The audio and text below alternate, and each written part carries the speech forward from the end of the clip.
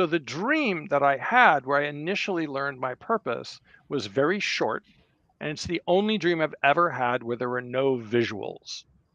So I'm asleep and it's pitch black, and I hear a booming voice say, "Your purpose is to help others find their path." And then I woke up. And that was the entire dream. And it lasted, a couple seconds tops, and I've never forgotten it, and I never will.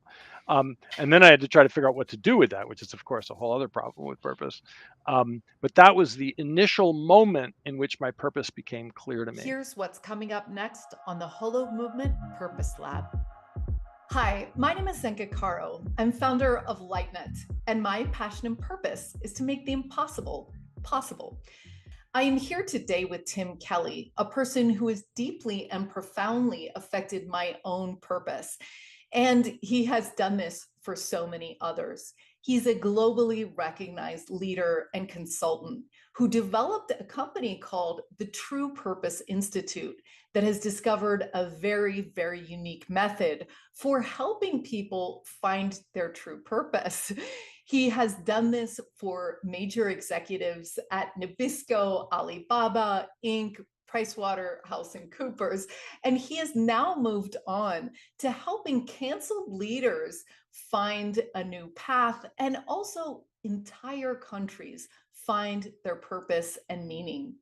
He has also taught over 1,000 other trainers, coaches, and consultants and therapists his unique method so that they can bring it out into the world to help people find meaning. He has written a book called True Purpose, 12 Strategies for Discovering the Difference You Were Meant to Make. I love hearing Tim laugh, and I love his leadership in this field. It is such an honor to welcome him today. And I so didn't know what to do with it that I had to find that purpose again a couple of years later, another way, which is actually not uncommon. That when people learn their purpose, they so don't know what to do about it that they sort of put the genie back in the bottle and then it pops back up again later.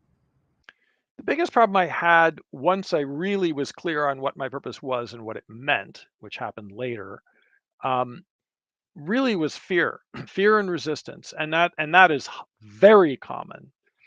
If the purpose is very accurate, it will usually also be very intimidating. If you're really nervous about your purpose, frightened of it, don't want to tell anybody about it, it's almost certainly correct. um, and I just had like near panic at trying to figure out what to do about it because at the time I was a software developer. I was programming computers. And I was doing some coaching a little bit.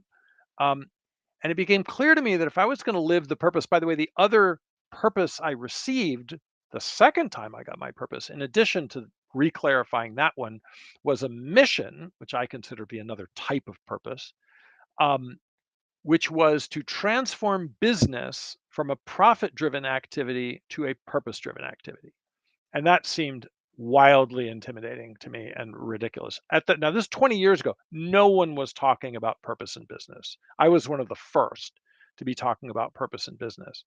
Um, but I was terrified of people's reactions. I was terrified of how business people would react. I was terrified of how evangelical Christians would react. I was terrified of all sorts of things.